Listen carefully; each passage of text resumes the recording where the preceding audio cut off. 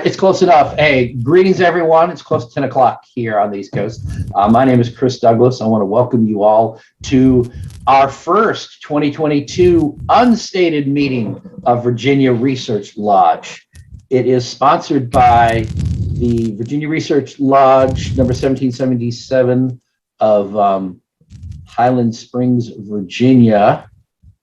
Grab my links here. I'm going to go ahead and post in the links in the chat here for everybody. Let's see, there's a few things we have going on. In the links, you have our lodge Facebook group, and you're more than welcome to join if you aren't already there. That's where this meeting is hosted under. Next is a link to our lodge website, where I have been studiously uploading our research papers over the last several years. We have 70 years worth of research, and hopefully I can track down all of them. Not all of them were saved, but we do publish our papers there. We then have our YouTube channel, which is where I post these unstateds when they're finished, and then my email address. I encourage you, if you're not a member of our group, to go ahead and join the group, and you can connect to me through Facebook or through the email to be added to our research paper mailing list every week. Usually on a Monday, I try and send an email of one of our research papers from either Virginia Research Lodge, and we're starting to get some from other research bodies, A.W. Smith Lodge of Research, and there's 3 other research lodges in Virginia. We draw from them, but we send out a different research paper each week from our archives. Most of them are well over 20 years old, and that's a very popular list. You're welcome to join it. Under COVID, we couldn't have our stated meetings, obviously, so I started having meetings on Zoom. And because I can't call it a stated meeting because it's online, I came up with the term unstated meeting. So we had about 25 unstated meetings in 2020 and 2021 altogether. And then I took a little time off and didn't get back on. So,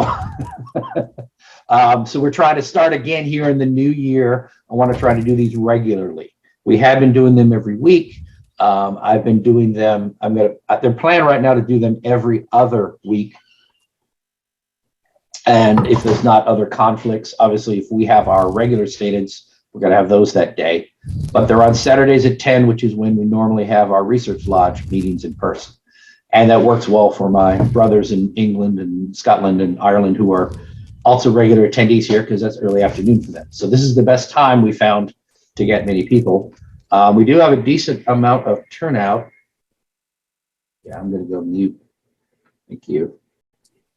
If you're not speaking, please mute. When we start the panel, if you're not on the panel, I'm going to ask you to mute. If somebody's got background noise, I'll go ahead and mute them.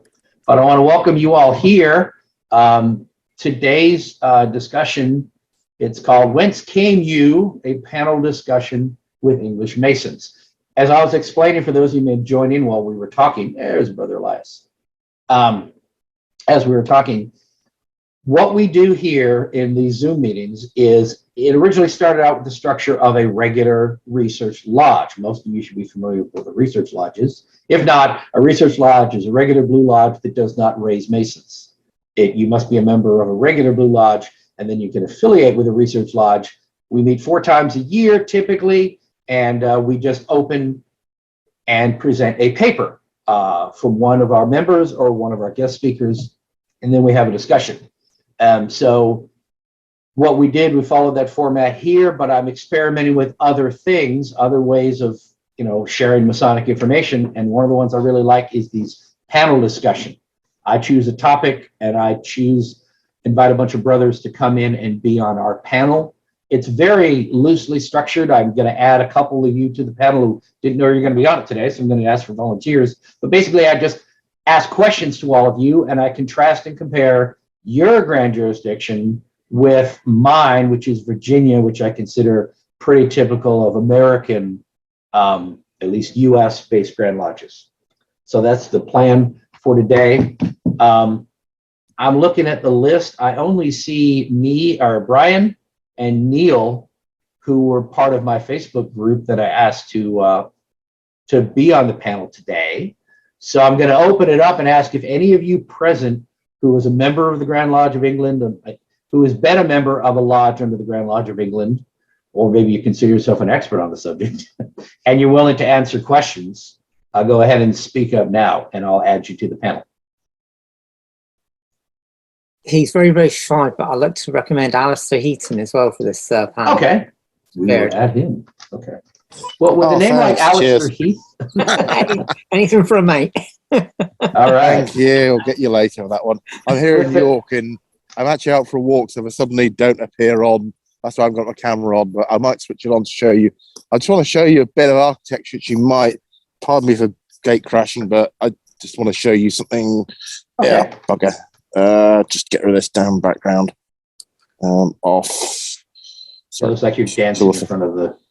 Yeah, I'm trying to get the camera. Just get the camera to work. All right. Yeah. No, we don't get it. Sorry, I'm trying to get rid of the background off. Sorry, give me 30 seconds. That's all right. I would say with a name like Alistair Heaton, he has to be British. It's like a rule. I am very British. Yeah. Edit. Get rid of this. None. Okay. Right. I just want to show you something, and I appreciate some of our Virginia viewers will probably realise this. For us, this is part of the old. I'm actually out for a walk because I live in the city of York. You see this is part of the river defences. Oh. Yeah, you think about how old this is because the sandstone of this in here rots like hell. So some of this have been replaced. But if you notice, there's an arrow slit here. So this is potentially this site has been occupied. This site where we are right now, I am right now. It's been occupied since Roman times, so it's pretty old. But if you look at the craftsmanship, it's like a cross shape, so you can shoot arrows out of it. I thought some American visitors might enjoy just seeing really something quite old. It's as the joke goes in England, Americans say house old built 1865, and people in York laugh and call that virtually new build. Yes, absolutely. So, shut up. In terms of York is also the home of York 236, which is one of the oldest was also one of the oldest lodges in the country, and it was also the home of its own Grand Lodge. I can't remember the exact date, but we had our own Grand Lodge at one stage here in York, which is obviously something which is not hugely well known. But again, that's died a death after when UGLE appeared, formed back in the thing. But yes, and. Right, and I'll shut up and just need to kill this. Yeah. I just mute it. Please continue. I'm doing normally. I'll shut up. No, that's all right. I appreciate that. So, any of our other brothers here present who are able to join our panel?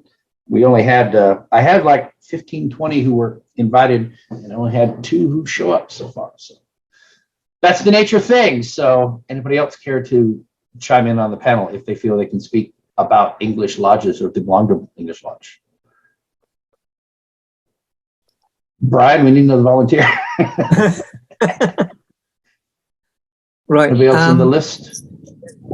Actually, at the moment, I'm trying to get some members from our group come and join us. If you want to waffle on for a little bit. I mean, talk knowledgeably. I am happy to vamp. Absolutely. Let's see. One of the things that's interesting about English masonry compared to American masonry is how long it takes to do like a first degree. We can usually rattle one off about 2 hours, usually, give or take, here in certainly my own province. And ditto, I've seen some amount of time done in Scotland. I've noticed, I've spoken to American masons and said it takes them, hours and hours and hours. I'm thinking, we can rattle it off in a couple of hours and be upstairs in the bar by the time they're finished. And things like other cultural differences, like in England, we'll have a festive board after the meeting. Well, now, hold on. Slow your roll. Alistair, hold on. I have questions I'm going to ask you. We have a format here. I don't want you to go ahead and give spoilers here. Don't worry. I will call on you and ask you to elaborate on a specific thing, if you don't mind. Yeah. All right.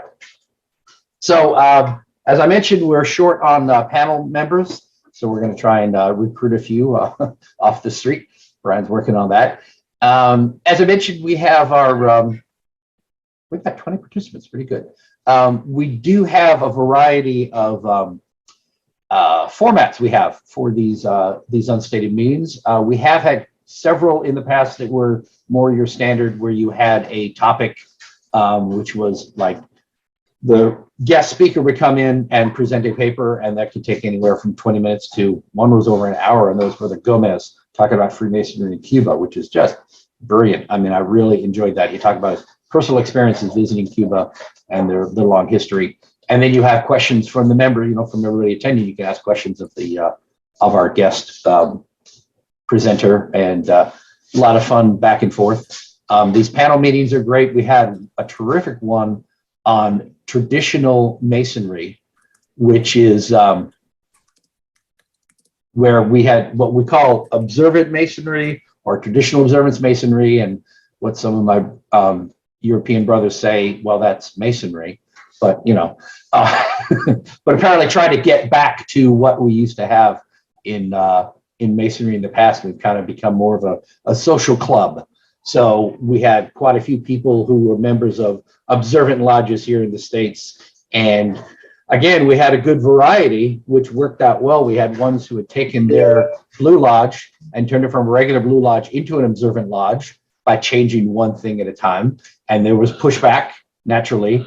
And then there were some that had started an observant lodge from scratch, and everybody was a member. There wasn't much pushback because everybody who was there wanted to be part of such an experience, but it was a matter of adding certain things to the Masonic experience to make it better, such as having incense, having music, making sure people knew their parts and didn't talk during degrees, which seems to be kind of a given, but apparently they had to enforce that, to having a room of contemplation before the degree.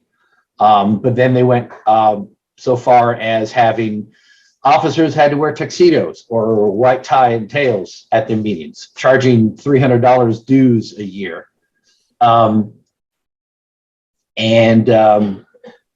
Having what you've heard festive board mentioned here, but having a rather expansive dinner either before or after the meeting, and charging a bit for it. And a lot of these things I'm thinking, well, I want to do that in my lodge. So it was fun. If you want to go to the YouTube channel, you can find the traditional observance talk and kind of get a feel for it. If you're wondering what's this traditional observance thing you're talking about, but they explain how they managed to bring that about in their lodge and how well it worked. I definitely want to find the opportunity to go visit one of these observant lodges and see how they are. I think a lot of us who are in masonry joined expecting a certain experience. We wanted a certain thing out of masonry, and we really weren't getting it. We aren't getting it. It's become more of a social club. It's more just sort of a hanging out and, spending time with your brothers, and that's all good in and of itself, but we wanted more from it. We wanted to be more uplifting experience. So I really enjoyed having that panel discussion because it taught me more about how they do these things. And that's what I want to do, is bring these different aspects of masonry to people who are interested in learning about them, how things are done differently, what we can do differently. So, and again, I'm gonna ask all of our people attending here, is anyone else here willing to appear on our panel? Since we only have 3 we can ask at the moment. Anybody who's active in English Masonry? I'll do it. Who's that? I will do.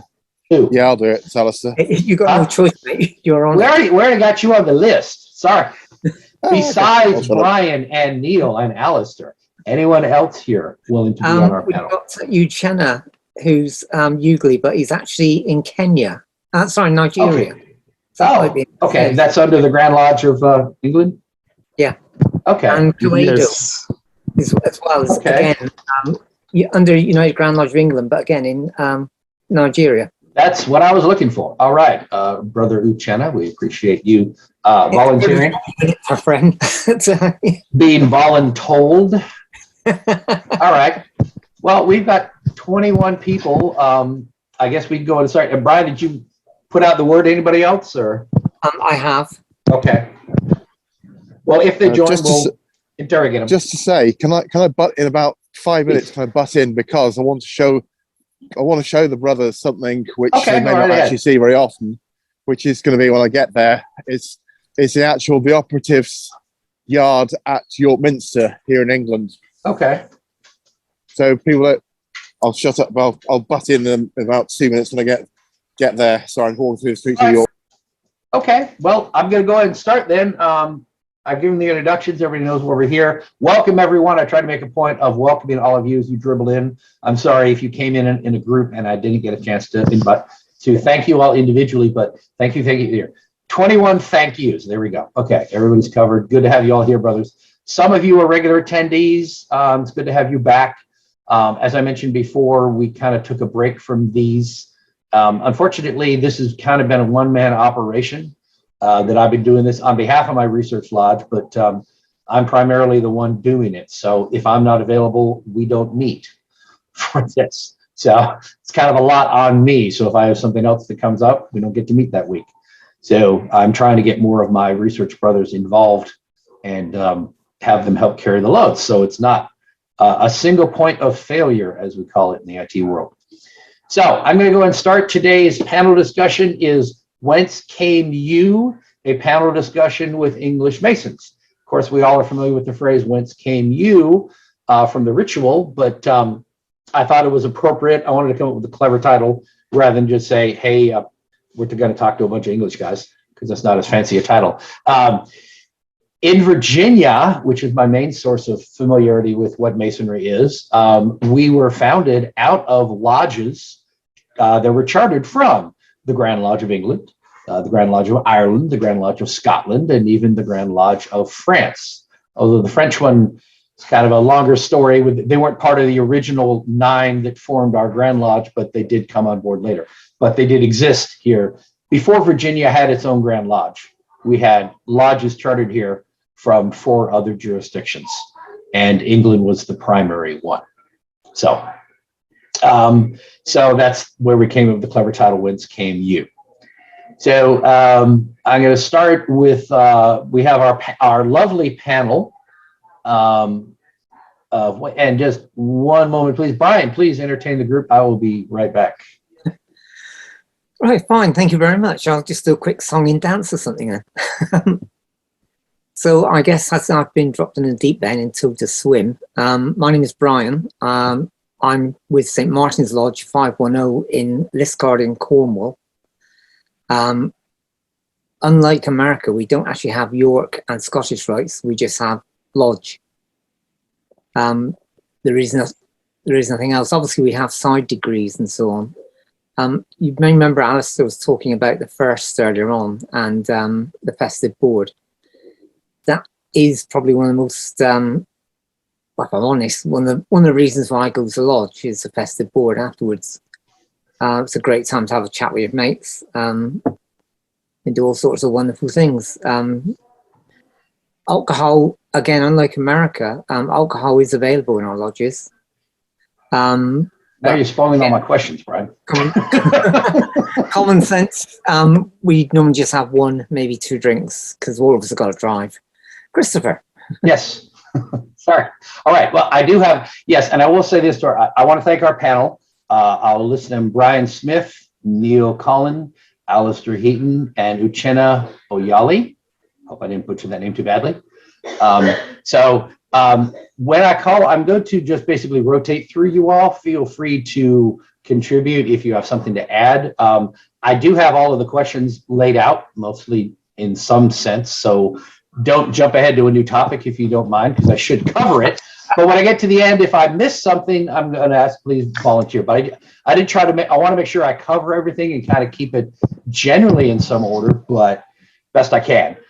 So stick to the topic if you don't mind. But we're going to try and kind of experiment. We're going to dig in a little bit and try to understand how English Masonry is. And again, as I said before, the whole purpose of these discussions is what may be perfectly normal to you may be quite different to what I experience, or a brother in Canada, or a brother in Colombia, a brother in Aruba might experience in Masonry. So that's part of the fun here. It's just, what you consider commonplace and normal, and in some cases, well, that's what Masonry is. Well, it is for you, but it's not for the rest of us. And that's been part of my journey, being active on social media and talking to so many brothers in other countries, is finding how differently Masonry can be. So we're going to start with Brian.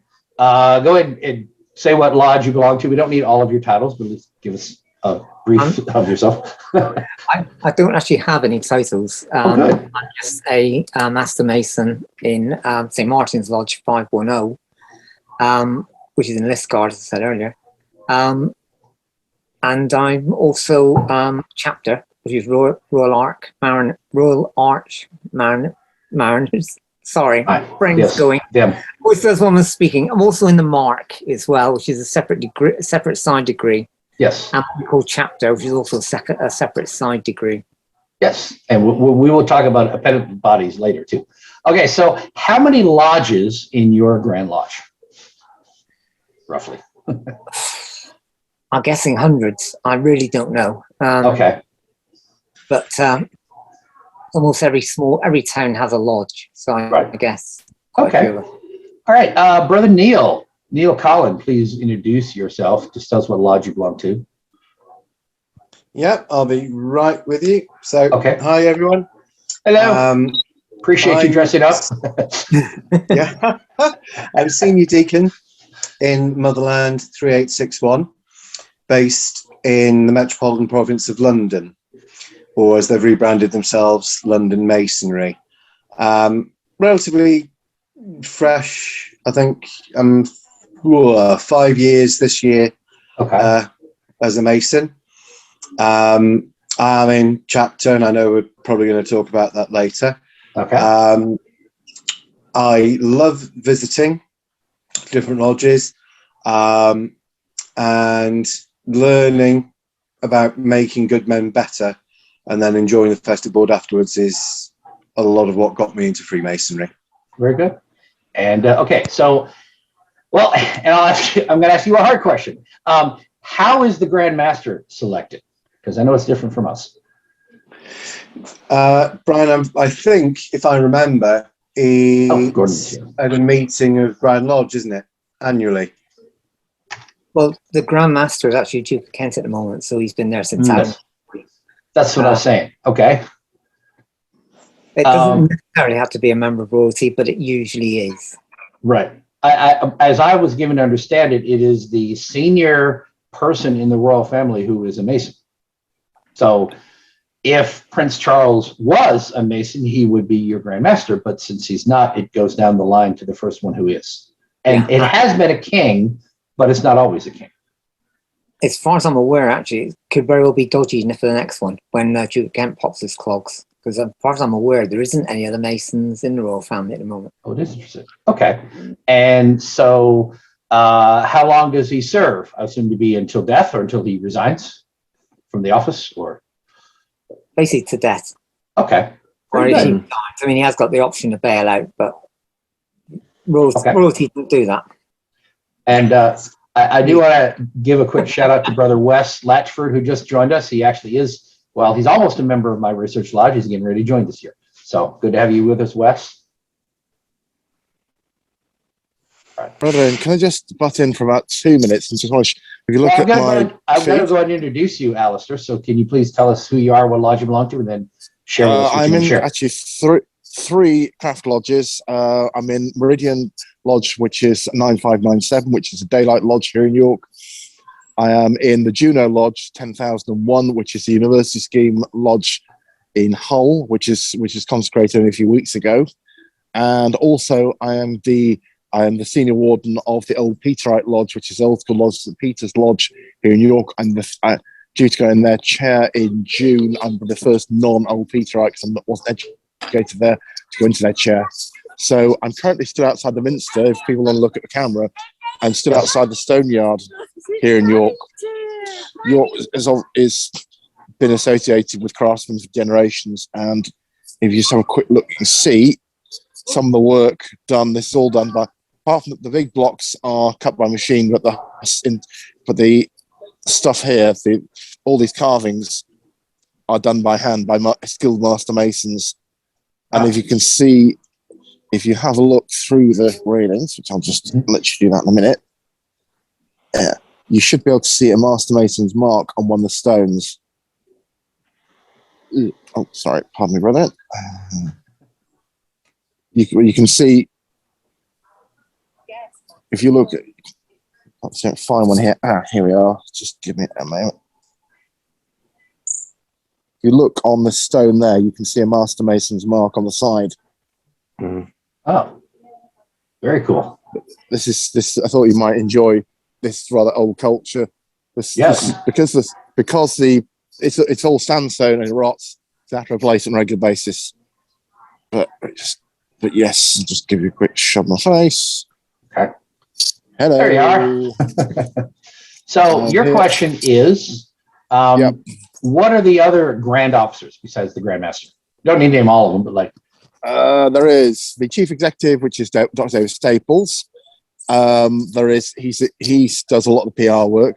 There is the program master, which is Peter Jeffrey Lowndes, and he does most of this. He is the one you usually see at Court of Occasions in Grand Lodge in London. He appears on a lot of things. There's Deputy Grand Master Jonathan Spence. There is one of the other senior people, David Kenneth Williams. Not David, so David Hugh Wotton. Again, these are the senior people you see on all the but then you go down each province, as we call them, within a Grand Lodge.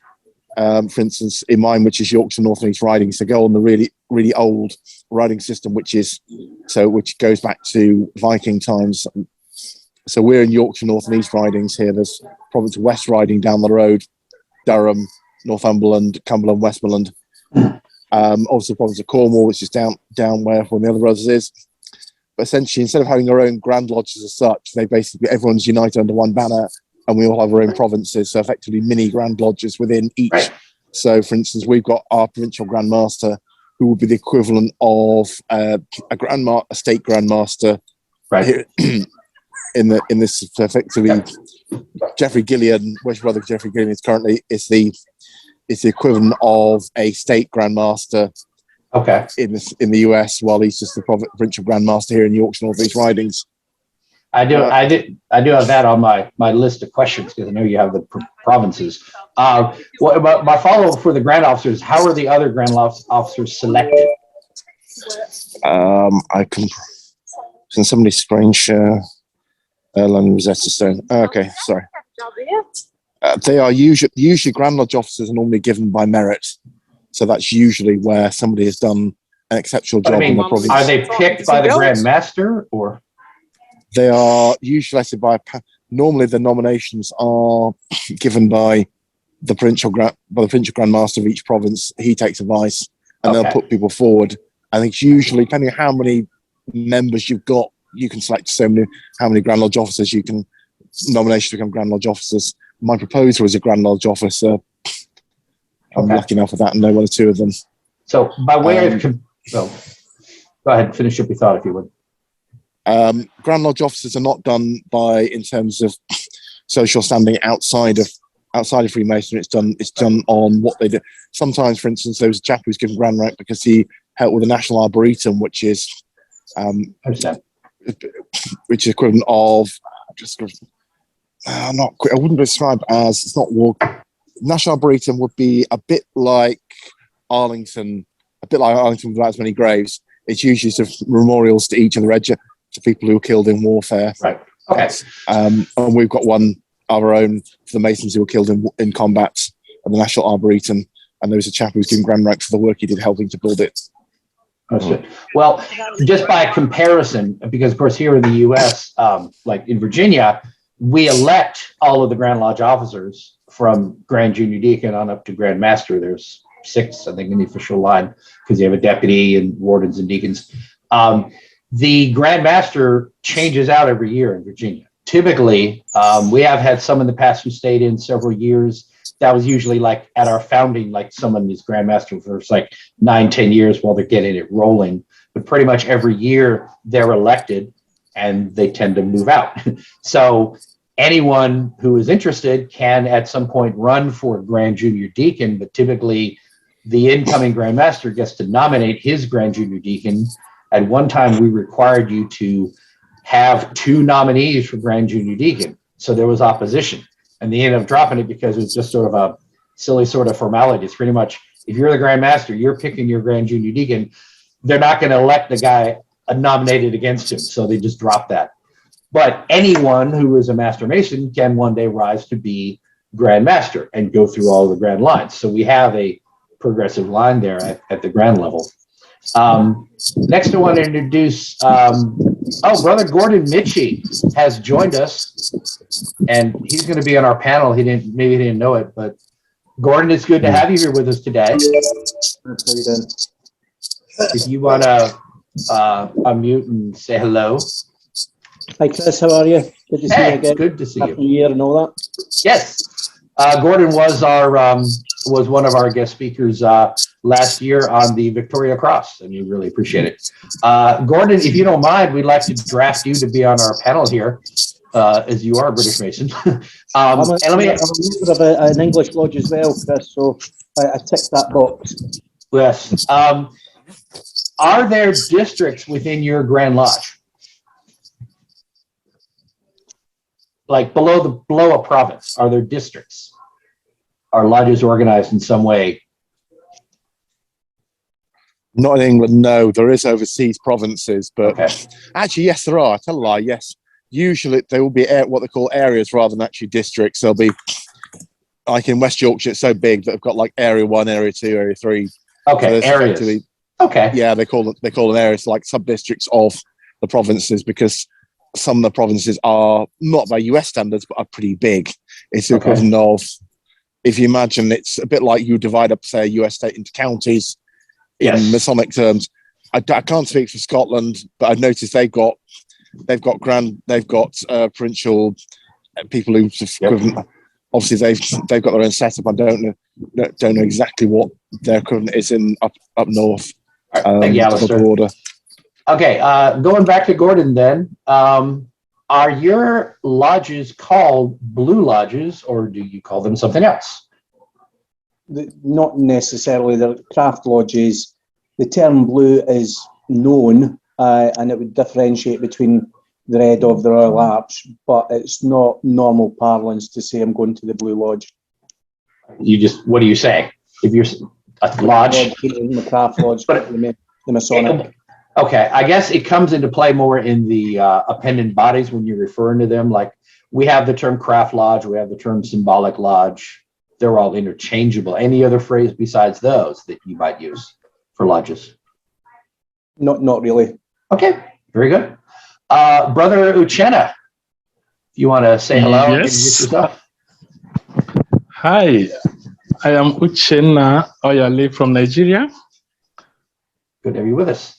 And you're under the Grand Lodge of England. Yes, I'm under the District Grand Lodge of Nigeria, United Grand Lodge of England, yes. And in Nigeria, we have 3 constitutions operating. There is the District Grand Lodge of Nigeria, UGLE, and then the District Grand Lodge under the Scottish Constitution, as well as the Grand Lodge of Nigeria. Okay, now what is the difference in between a District Grand Lodge and a province? Or a provincial Grand Lodge? Well, I want to understand the difference to be that the districts are outside the country, while the provinces are within the country. Okay. Yeah. Is that your panel? Is he correct? It's like a game show here. I'm not arguing with him. He knows his stuff. Okay. All right. So they're only provinces within the physical boundaries of the UK of England, and their district Grand Lodges elsewhere. Okay, very good. See, we did learn something. Okay. And in Nigeria, we also have provinces under the district, under the Grand Lodge of Nigeria. Okay. Now, is it the District Grand Lodge of Nigeria, meaning it's under the Grand Lodge under UGLE? Is that correct, or is there also a? Yes. Okay. Yes, under the UGLE. But you have provinces under the District Grand Lodge. We have provinces under the Grand Lodge of Nigeria. Okay. But the Grand Lodge of Nigeria, is that different from the District Grand Lodge of Nigeria? Exactly. Okay. So there's a separate. There are 3 constitutions operating in Nigeria. Before the formation of the Grand Lodge of Nigeria, we had 3 districts: English, Irish, Scottish. Okay. Then later on, the Irish and Scottish formed the Grand Lodge of Nigeria. So all the Irish lodges moved and joined the Grand Lodge of Nigeria. Some Scottish lodges joined, some didn't join. Then all the English lodges are still under England. So now, what year was the Grand Lodge of Nigeria formed? Roughly. That should be around 2005 or thereabouts. Okay, very I'm not so sure. I'm not so sure. Yeah, you're not that different from Virginia. As I said earlier, Virginia was founded by lodges from England, Ireland, and Scotland, but they broke off and formed a Grand Lodge. And once they did, all the lodges in Virginia had to join the Grand Lodge of Virginia, whereas you still have English lodges, even though there is a Grand Lodge in that country now. Exactly. Interesting. We still have English lodges. We still have Scottish lodges. Mm-hmm. We no longer have Irish lodges. Yeah. Very interesting. Okay. So is there a push to make them join, or you're just going to try and coexist? I mean, what's the feel there? Is there resentment, or is it like, come on, join us? I mean, or is it sort of like you accept it for what it is? Well, I'm still asking questions. Okay. To understand why there's some areas, issues that were not unanimously agreed upon, and then for those reasons, some lodges were reluctant to move. Right. Okay. Very interesting. Well, see, we've already learned something. I don't have my details yet. Right. Okay, I appreciate it. All right, going back to Brian. Are there still okay? We have most should be familiar with the. We had the split between the ancients and the moderns. Short story, and y'all can correct me when I'm trying to summarize for time. The people who started the Grand Lodge of England, the first public Grand Lodge, were called moderns by the ancients, other lodges that didn't want to participate, and then the ancients formed their own Grand Lodge later. So technically, the ancient Grand Lodge was younger than the modern Grand Lodge, but the ancients thought the moderns were doing things wrong. Eventually, that schism was healed, and you became the United Grand Lodge of England in the 1870s, whatever it was. So there was a split for a time. There were two Grand Lodges in England. You came together. There are lodges here in America that were both ancient and modern. I think we have more ancients than moderns here. Is there still traces of that ancient versus modern schism among British lodges, or that just pretty much ancient history now? I think it's pretty much ancient history. There may be some differences in ritual because, for instance, some lodges possibly still use Lewis. Right. But basically, it's done and dusted. Okay. All right. I thought of that question this morning when I was getting my questions. Yeah, I thought I'd just say that York 236, which is the oldest lodge in York, their ritual is different from everyone else's here in York. Yes. Most of the stuff we do is emulation up here. So right. it doesn't we're gonna say hold on. You're jumping ahead, Alistair. I'm gonna get to ritual. I will, I promise. No, I'm just, That's what I meant. In terms of ancients and moderns, because they are that old. It is in the ritual. Okay. Yeah, their stuff is in terms of blue lodges. We wouldn't refer. That's not a term we'd use. It's usually craft chapter. You'd normally say if you have a craft lodge, it's craft chapter. You have chapter, Knights Templar. You normally specify which order it is, and that way people don't get confused. Otherwise, just confused to how about everyone. So Alistair, how is the worshipful master selected in your lodges? Usually, normally it's whoever's basically the senior warden. You've got if you're not recycling. If you're recycling, then you would basically look. It would basically you would ask around who wants to do it. Normally as well, it would be sort of if somebody it depends on what happens. If somebody can't do it because of a job or whatever. Right, but he's elected is the point, and typically he's technically yes, but normally it's whoever's normally senior. Okay, if it's not been through the chair yet, whoever's senior warden goes next, and then it just goes by. It almost like click, click, click. Right. Neil, Christopher, sorry, I just wanted to add on to that point. So yes, absolutely right. Normally, it is a progression, like a 7-step progression. Okay. To the chair of King Solomon. However, anybody who served at least 1 year as a warden Mhm. in either your lodge or any lodge Right. that is recognised, so long as that brother's a member of your lodge, could be elected. Uh-huh. And you, And anybody could stand for election. So long can as they you meet run, that do you criteria. have actual runoffs, or is it pretty much the master's, you know, he's the only one nominated customarily? To be fair, it's normally a fait accompli. It's Okay. we sort of like have things called what's the word I'm looking for? Separate meetings where you like govern the lodge. So that type of things quasi Committee meetings. discussed there, and then it's rubber stamped as that's what's going to happen. Okay, understood. Yes. Well, that's not too different from us then. Okay, and can the worship master serve more than one term?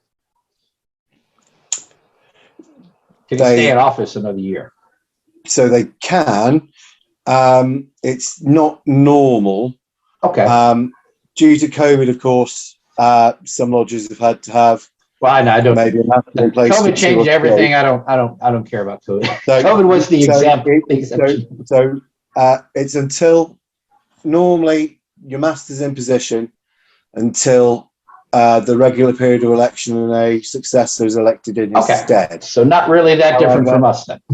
Oh, go ahead. Sorry. I think if they're going to be 2 years or more, they need to get a dispensation, I think, don't they? So, yeah, normally after 2 years, they normally have to do so. Okay. Normally have to ask after, after 2 years. I mean, I've seen a lot of masters who will serve 2 years and then they're fine. But with COVID, for instance, they've had people who did sometimes nearly 3 years because of way lodges. Right. You know, well, I appreciate COVID made kind of changing the rules. That's why I didn't want to focus on it, because it's outside the norm. Okay, Gordon, how many officers in a blue lodge?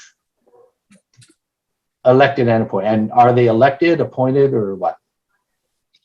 You've got both active and what we term sleeping offices. In a Scottish lodge, you can have up to about 24 different offices. Okay. No, we're focused specifically on Grand Lodge England now. We did Scotland. And under UGLE, it's similar, sort of from master through wardens, through deacons, inner guard, stewards, etc. So I think it was about 16 to 18.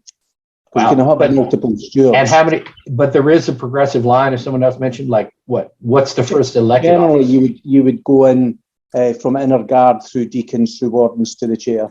Got it. Yeah. Okay, so very similar. Well, now I heard from a brother in one of these meetings that the master gets to pick everybody, including the secretary. The master, when he's elected, says, "Here's all of the officers." And I was like, that doesn't make sense. I mean, is that typical? Is it some lodges maybe are different? I mean, he basically was saying, in effect, the master comes in and says, "Here's everybody. Here's your secretary, here's your treasurer," and he just appoints all of them. And no one else was elected. There's nominations and elections to those offices. The master's got a big voice, obviously, because he's the chairman. But it's not up to the master to pick out who his office bearers are. Okay, well, good, because that's what I. That's happening in England, though. Go ahead, Alistair. In England, you might technically select, but you'd normally get advice as to who does what, when, and how. Secretary usually serves out 5 years, sometimes more. Certainly, I'm saying just purely from England, not Scotland, because obviously I'm not a Scottish Mason. Big caveat there.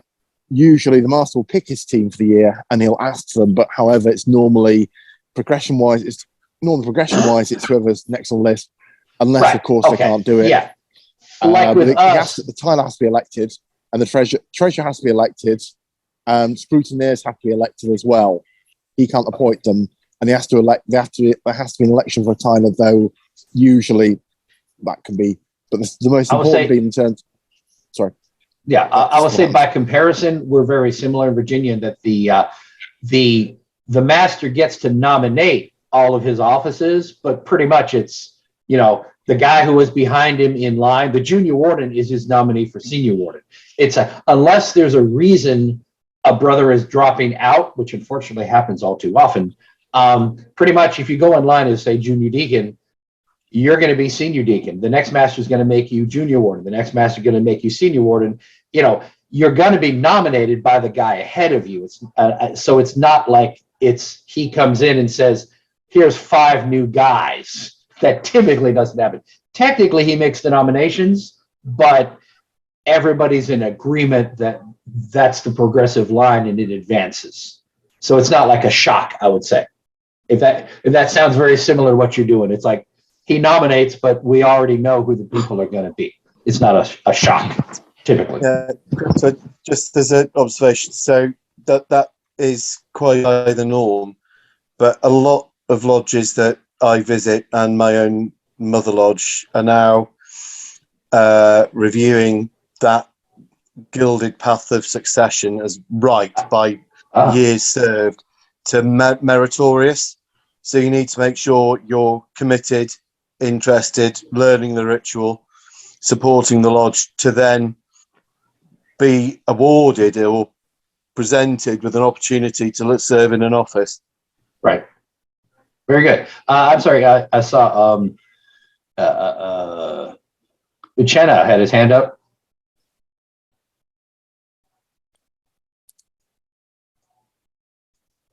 Uchenna?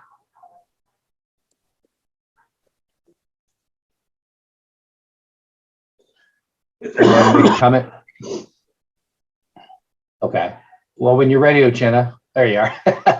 You had a comment? I'm here. Can you hear me? Yes, I hear you fine. Oh, I had to lower my hand because the point I wanted to make was the same thing you summarized. So okay. All right. There's no need to repeating it. Yeah. Okay, so it's similar. All right. I don't want to spend. I do have a lot of questions, and I don't want to spend 20 minutes on each one, or when I gave it to them all. But I think we all kind of get the gist, so I don't want to belabor each one point too long. Okay, what are the? Let's see. Well, Uchenna, you're next in line. What are the qualifications to be an officer or to be master? Are there specific things you have to accomplish? Like someone already mentioned, to be master, you have to have served as a warden. Is there any other qualification that everyone has to fill, like a warden certificate, like a ritual proficiency or something like that, for any of the chairs? Well, the basic qualification is to have served as a warden, right? At least for 1 year within the lodge. Not a brother said you could have served as a warden in some other lodge. No, for us, you have to serve as a warden in the lodge. And I think that's the basic qualification. But then other things that are considered, like your level of commitment, your proficiency with the rituals, and your commitment to the lodge. Right. Okay.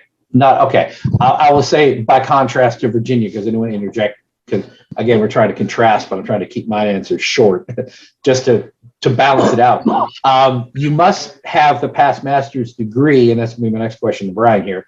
You must have received the past master's degree before you can be installed as junior warden. So you have to have it then you get to be senior warden and master. You have to complete a warden certificate, which is a proficiency in opening and closing and conferring all 3 degrees in order to be elected master. But that's good for 3 years. So typically when you're junior warden is when you get your warden certificate. And some people run it up to the end. And it's getting towards the end of the year and our senior warden hasn't gotten his certificate yet. So we're pushing him hard to get it. But those are the 2 main requirements for us. Brian, do you have a past master's degree? I'm sorry. Go ahead, another requirement I just remembered is that yes. Because many brothers tend to be reluctant to join the Royal Arch. So there is this, I don't know whether it is written, but there's this practice here in the District College of Nigeria, UGLE, that for you to be installed a master, a worshipful master, you need to have joined the Royal Arch. You need now. Interesting. Yeah. Okay. Yeah, it's now necessary to join, a prerequisite to join the Royal Arch before becoming a master. Interesting. But you did mention a past master's degree. I really do not understand that. Okay. Well, Brian, do you have a past master's degree in English? I've heard conflicting stories. I've never heard of one. Really? Okay. Let me put it this way. Is there a ceremony that the incoming master receives that only other worshipful masters or past masters are allowed to be present at before he's Yes, there installed? Yes, there is. And what is that called? Or can you tell me? Or would you have to kill me? I've never actually been there. I can't really answer that. Oh, well, I'm sorry. I asked the one guy who's not a past master. I'm sorry. Yeah, it's No, called the inner Anyone else on our workings. panel? Alistair. Sorry. Yeah, it's called. Sorry, I got back on my flat. It's called the inner workings. It's where you have to be when you go into the third degree. You kick out all the master masons, and therefore the only people left in the lodge are the past master people who are past masters, Right. and the incoming master. Then they open a board of installed masters, no, lodge of installed masters, confer that degree on you, then shut it down into the third degree, job done. So effectively, in terms of proficiency, the in a lodge which meets often, during a lodge of instruction, they will do the incoming master will do opening and shutting in all 3 degrees, so it gets comfortable. In other lodges who don't meet very often, that can be a bit of a problem. So again, what is that Depends on which called lodge. then? The inner workings? Yeah, the inner workings. I think Okay. it's a lodge of installed masters they form Right. when they kick out the master masons, And and they that do is- what's called the inner workings. And that's at that's when, right before he's installed. Yes, that's when he's installed in the chair of King Solomon. And so that's, let's say you were master of a lodge. So the first time you would get this degree. If you were then master again in that or another lodge, because you received the degree, they don't have to confer it again. No, they would do what's called a proclamation, where they would still open the lodge of installed masters. I don't know what exactly because I'm not in the chair yet. They will do a shortened version of that. Interesting. Every installation then. Yep. Because by comparison, in England, I don't know about Scotland, but well, now this is, I won't speak Scotland.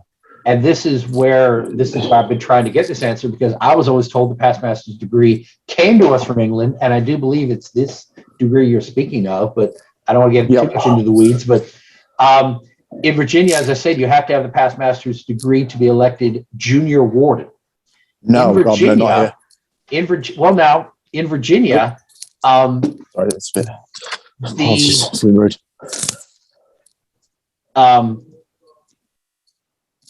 In Virginia, the past master's degree is conferred as part of one of the 6 degrees we confer in the Royal Arch chapter, which means and we'll get into the appended bodies in a bit, but just to give a hint, you have 6 degrees in the Royal Arch chapter in Virginia, and the second one is the past master's degree, where you are elected master of the lodge, and you have to settle a question, and everybody's out to get you. And I'll just leave it at that. But you are actually seated in the Oriental chair. If you join the Royal Arch, you will get the past master's degree as part of joining the Royal Arch. If you do not wish to join the Royal Arch, you must get what's called a provisional lodge of past masters to confer just the past master's degree on you, which is a shortened form of the same ceremony, and you don't get everything that you get in the Royal Arch. But it's a requirement to be master, which means, but we put it back to where before you can even be junior warden, you have to get this degree. So basically every year when I was coming along, all of the senior deacons in the Norfolk area, members of the chapter would approach every senior deacon towards the end of the year and says, "Hey, you're going to be junior warden next year, right? You got to join the Royal Arch chapter because you got a degree you got to get." And they say, "Well, okay." And we'd get them all to join the chapter. Well, the Grand Lodge got tired of this. It's like, no, officially we own the past master's degree. We allow you to confer it. Every Royal Arch will participate and assist the district deputy in conferring the provisional past master's degree on any Mason who's eligible for it. You will no longer be allowed to tell them you have to join the chapter just to get the degree. So membership in our Royal Arch chapters dropped off a bit after that. We were getting free members every year by strong-arming people. but I do believe it's very similar. But again, once you receive the past master's degree, that's it. You're done for life. You can be master 10 times. You only need to get the degree one time. So, and no, Chuck, that is not a warden certificate. The warden certificate is you have to pass a proficiency in the ritual. And that's something that you just earn as a matter of course. That's not, the Royal Arch has nothing to do with that. Warden certificate is you have to be able to open and close all of your degrees. The past master's degree is to prepare you for the duties of the chair. And I don't want to delve into the ritual involved, but it sounds very much like what you described here with your inner workings degree. So interesting stuff. And Roddy points out it's the virtual past master's degree. Yes, you are that's true. You are a virtual past master. You are not I think it's regular past master unless you've actually sat in the chair. All right, cool. Back to Neil. Neil, how many members in your lodge, and what's typical membership in a Blue Lodge? Okay. Roughly. So, we are blessed. We have about 60 members. Mm-hmm. However, a lot of them are internationally based Italian, predominantly. Mm-hmm. So regularly attending, we have between 15 to 25, and then we get topped up with visitors. Okay. So would you say that's typical? That's I would say that was typical, but unfortunately, lots of the lodges, some of the lodges are growing and expanding. Good. And some of them are really struggling for members. So I'd say that was like a mean figure. So But if you had to vary guess, quite a bit. what's the most membership you know of in your area? The most members, Did a lodge have over 1,000 members, or did they one time, or do any still? not to my knowledge.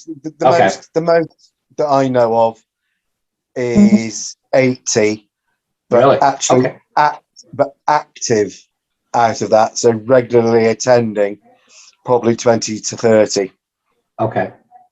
I say that typical, but I do say that. But believe it, at one time in my district here in Norfolk, Norview Lodge had over 900 members, and that's one of the highest. I think one of our lodges, Corinthian, had over 1,000 members at one time.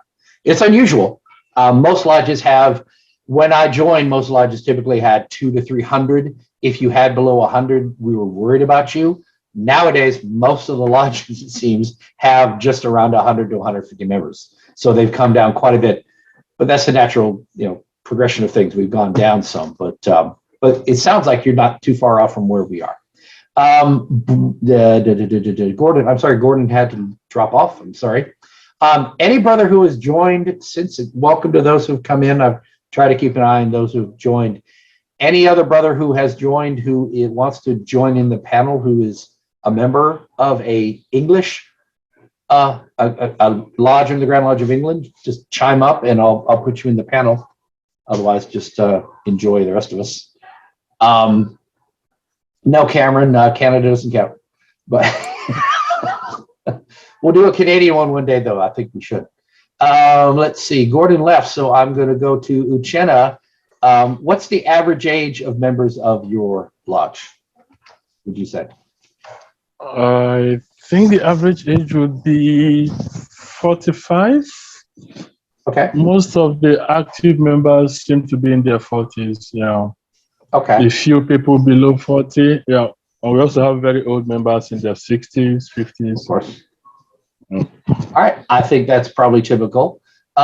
So, Brian, what would if I asked you what rite would you consider? And this is a great way to start a fight on a Masonic chat room on Facebook.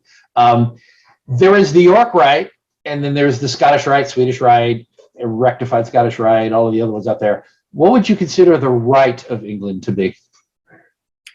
Is it York Rite? What's a rite? That's a good question. We don't actually. I mean, we don't call we don't use the word rite that much. No. Okay. I think because in research, there's like 20 or so rites within Europe. Primarily, a rite is not exclusively the ritual. but a right. I've been working on a term myself, trying to make a definition that everyone's clear. Clearly, if you join the Swedish Rite, they're clearly defined. We are the Swedish Rite. It defines the number of degrees in your body. Most rites have entered apprentice, fellow craftsman, master mason. Some call them slightly different.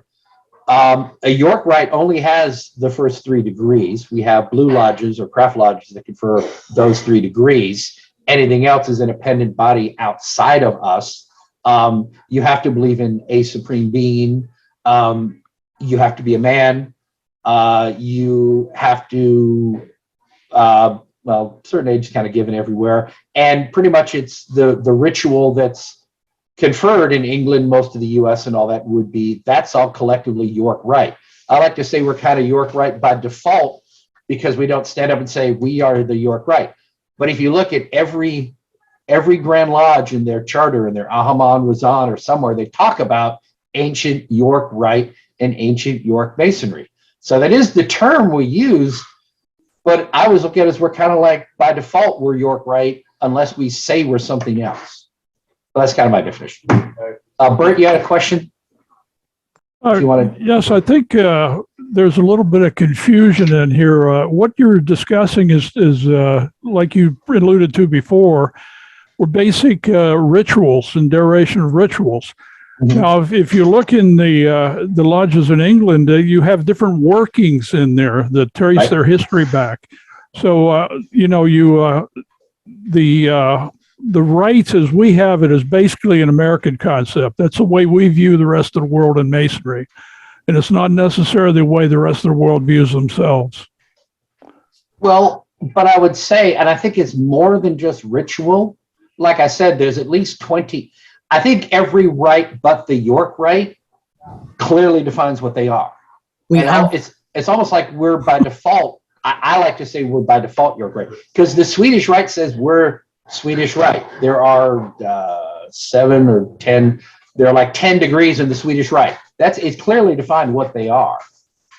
We don't actually say we're right because we are it. Well, I get. Well, that's what I'm saying. We are mother, if you like. Exactly. And ourselves. But father, let's be Masons here. We do have different ritual depending on where you go. True. Our rules, I guess, are very similar to yours, except that you need to be 18 in the UK to become a Mason. And that changes. But pretty much, we are the mothers of Freemasonry, so we don't have rights as such. Exactly. You existed before the concept of right came along. Yeah.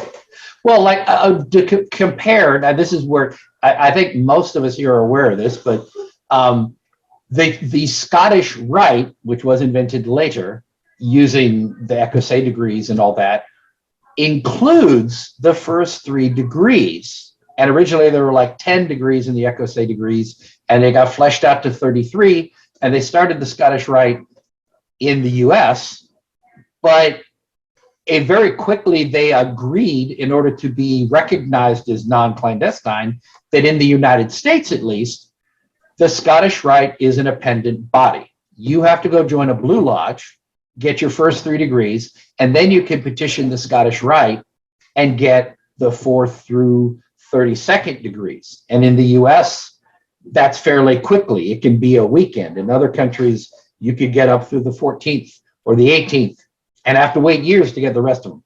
But the point is, it's an appendant body. You can be in the Scottish Rite, but you must be in the Blue Lodge. In many countries around the world, you can join the Scottish Rite as an entered apprentice and get all your degrees in the same body. And that Supreme Council is your Grand Lodge. There is no Blue Lodge separate and apart. So over here, I guess it'd be very similar. I mean, you do 1, 2, 3, and then it's appendant bodies. The nearest thing, if you wanted to call it sort of a Scottish Rite, would be Rose Croix, but we don't actually call it Scottish Rite. Correct. You call it it's actually, it is called the Ancient Scottish Rite. I've seen that somewhere. I'll have to look it up. There's also how do they call it? Oh God, I've forgotten now. Basically, Royal Order of Scotland. That's it. They do stuff. There's the effectively, it's one of the reasons why, like Knights Templar you have to join Knights Templar, for instance, you have to be a chapter mason. In England, how I'm not saying this is Scotland because they're different. In England, you have to be a master mason, Blue Lodge, to join Royal Arch chapter. You don't have to be a Royal Arch chapter mason to go through the chair of a craft lodge, effectively, because will go and they'll join other stuff Thank you, like Brian. other stuff. Basically, I think was that what Boris was asking? He wants to see that. All right. Thank you. I agree. And it, again, well, I mean, I kind of danced around. I did have the question about the different appendant bodies, and here we are. So we can go and talk about them now. To be clear, England and the U.S. Grand Lodges, I'll speak collectively because I think pretty much all of the U.S. Grand Lodges are very similar to Virginia. There may be subtle differences, but I can say the York Rite and the Scottish Rite are the two main appendant bodies to an American Mason. I joined the Blue Lodge, and then I can join the York Rite by joining the Royal Arch chapter, and in every state from Virginia and West Virginia, the council, and then join the commandery. In Virginia, and I don't want to get too far down the rabbit hole, but in Virginia, the council degrees are lumped in with the chapter. So I just have to join the chapter and then the commandery. But we call that York Rite. Technically, we're York Rite Masons because it's a continuation of the degrees we received in the Blue Lodge. You get the true word. You only get the password. You get the true word in the Royal Arch and so on. But they're appendant bodies. There is no chapter and commandery anywhere in the world that confers the Blue Lodge the first 3 degrees. But the Scottish Rite actually can confer those first 3 degrees in a country where the Supreme Council is considered a rite. But in America, the Scottish Rite is an appendant body, if that makes sense. Boris, do you still have a question, or do you just have your hand up? Oh. I'll say again. Boris, you had your hand up? Okay. Sorry, it was regarding this screen you are sharing. Basically, it explains everything regarding United Grand Lodge of England approach to appendage /side /right. Yes, yes. And I do want to, since we are talking about it, like I said, now I just want to point out the differences here, if I could. If I'm looking here, yeah, you see you have, Brian, the ancient and accepted rite, but you also call that the Rose Croix, do you not? Yeah, that's right. Okay. So if you're looking from the bottom, you have we're all in the Blue Lodge here, the Craft Lodge, and the first, going from bottom up. Yep. The Order of Mark Master Masons, and this is worth a talk in itself, I think. That's the Mark Mason and the Mark Master degrees. So you can join that. Separate and apart from that, you can join the Order of the Holy Royal Arch. That's right, yeah. And receive just the Royal Arch degree. Yeah. Yeah. If you belong to both the Holy Royal Arch and the Order of Mark Master Masons, you can join the Order of Royal and Select Masters, which is what we call the cryptic or council degrees here in the US. And then there is the Order of Knights Templar and the Knights of Malta. I forget what the other one is, but you have to be in the Royal Arch to join those. But you have other ones too. Now, to compare that to Virginia, and typical for American, other than Virginia, Grand Lodges, you would join the Royal Arch and you would get the Mark Master degree, the Past Master's degree, and the most, you can leave that up, Brian. All right, okay. And the Most Excellent Master degree and the Royal Arch. Then you can go join a council and get the Select Master, the Royal Master, and the Super Excellent Master.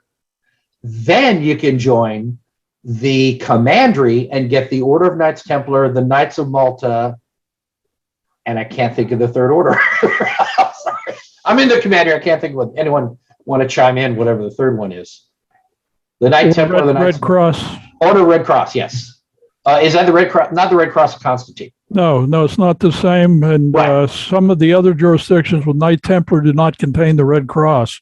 Oh, That's interesting. why other jurisdictions cannot. we don't, they can't meet in our meetings because they don't have the Red Cross. Right. Yeah. And okay. There's a lot of stuff going on in the commandery that's really interesting this past year, and maybe I'll have a meeting just on that because there's a lot going on there, crazy stuff.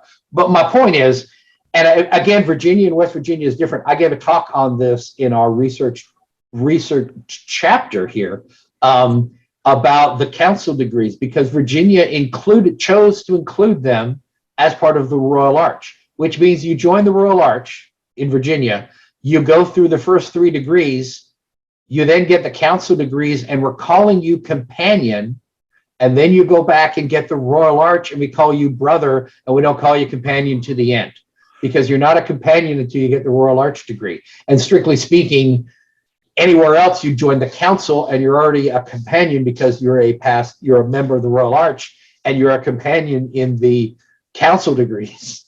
But in Virginia, you're not. It's in the middle, which is very weird. But you guys do it. I mean, you have almost all the same degrees, and then you can join them in a different order. But you do end up, you basically have to do almost the same thing, just in a slightly different order to get into the Order of Royal and Select Masters. Interesting. It also means it's more bite-sized. Like, for instance, normally, if let's say you've done your first 3 craft degrees in the craft, we encourage people to give them at least a year before they join chapter or on the other side order. Then once they've done that, they'll then start moving up. Like, for instance, I waited over a year from becoming a Master Mason before joining the Royal Arch, but then I'd already got myself lined up to join Knights Templar. That's why I'm currently a member of H&T Ball 101, which is the Knights Templar Preceptory here in York. I think it's got the best number, that's not matter. But we've essentially, it's progression. You can go as quick or as slow as you want. We do encourage people to give themselves some time. And also, because obviously we might get somebody, say, join at 18, and then they might join chapter, but then they might not join anything else for quite a few years down the line, or they might come away from it later on. It's one of those things people can take a break as careers and things. By the way, I think. go ahead. Sorry, I think the strict rule now for joining Royal Arch is you've got to be a Master Mason 4 weeks and above, isn't it? I think. Yeah, a minimum of 4 weeks, yes. Yeah. I think there's no hard rule in Virginia, but it is encouraged. I mean, most responsible lodges won't let a man go and join any of the appended bodies until they've been at least a year, because it's not fair to him. If you don't know anything about the Blue Lodge, it's not really fair to him to go and join something that's totally above and beyond. That's also going to demand a great deal of his time. You show up in any appendant bodies anywhere, and you have a pulse. You're going in line. It's just kind of a given. And a young Mason deserves to know the Blue Lodge better before he goes on to any of the appendant bodies. Okay, thanks, Brian. Okay. All right, so very good. So yeah, okay, so let me see. Who was next? Neil, it's your turn. How many different rituals are practiced? We got to talk about rituals. How many different rituals are practiced? I mean, every lodge pretty much have their own, or is it? So, from my experience, the majority of lodges that I've taken party with are emulation ritual. However, I've also seen West End workings, Bristol workings, Tylers, Carvers, and there are some others as well. Excellent. I think the main one is emulation. Then I think it goes to Tylers, and then, as we talked about earlier, some of the older lodges and even provincial lodges have their own workings. Okay. There is no. Okay, so officially, the Grand Lodge doesn't have any sort of enforcement of a consistency in ritual across the Grand Lodge. No. Not Okay. that I'm aware of. But so within a given area, then, I mean, we did. I think you did mention, maybe y'all did, about having. Do you have? I think we mentioned you have to be proficient to be the master. So is it basically is there someone that makes sure that the master is conferring the right ritual for that lodge or that district or however it's decided? Yeah, I mean, absolutely. So, okay. for example, within Motherland, the DC and the General Purpose Committee, that's the people I was trying to name before, I've sort of like said, right, you've got to meet your basics, which are warden for at least 12 months. And the DC, you'll be going to your LOIs.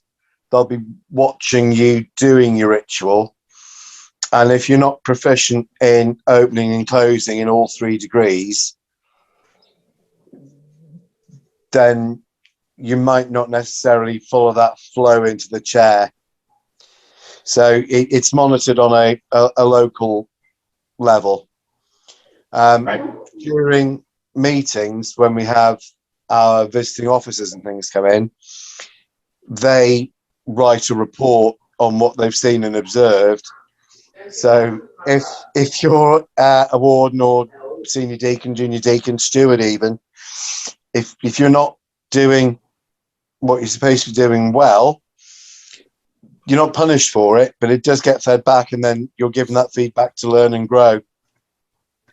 Also, as well, normally within a craft meeting, the immediate past master will be sat next to the master with a ritual book in hand, and if he needs a prompt, he'll get a prompt from the immediate past master. Right.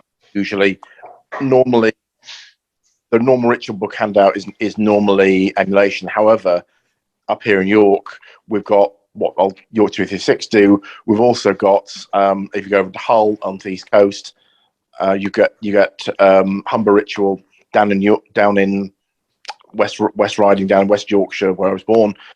We've got Old Yorkshire Ritual. So, and each area has its own indigenous ritual, which is a play on, as well as using emulation, but it's normally a slight. Then, for instance, with a new lodge which is formed, usually you'll get members who know different types of ritual. And they might agree up to use one, but they'll throw whatever ritual they know into the pot. So you might, I've seen it where somebody said something in Humber Ritual, and then they got answered. The next thing was done in emulation. I've seen it in the Royal Arts chapter where you get a new one, and literally just people know what they come up with and just throw it in. So it can get a bit interesting. Bert, you had a question or a comment? Not a question, but a comment. They brought up a couple good points in the last 2 speakers. There are a couple of offices that we're not familiar with here in the United States that are part of the lodges in England. One of them being the immediate past master, who sits in the east next to the master's chair. There to assist them. He has immediate past master on one side and generally the chaplain on the other side.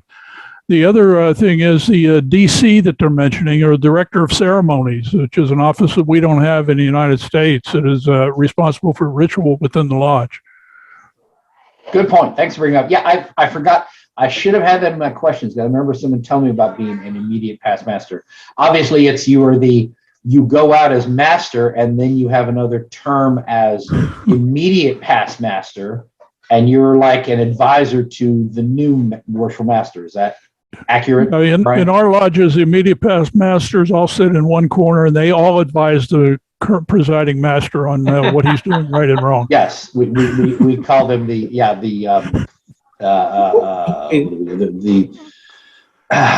amen corner is one way to put it. What we do with our immediate past masters is once they've been master, become immediate past master, then they get shoved out of the room to become Tyler. So they're way out. Yes. Not necessarily. In terms of that, can vary from area to area. In terms of Tyler, in places like London, they have paid Tylers. They also have up here. You'll get.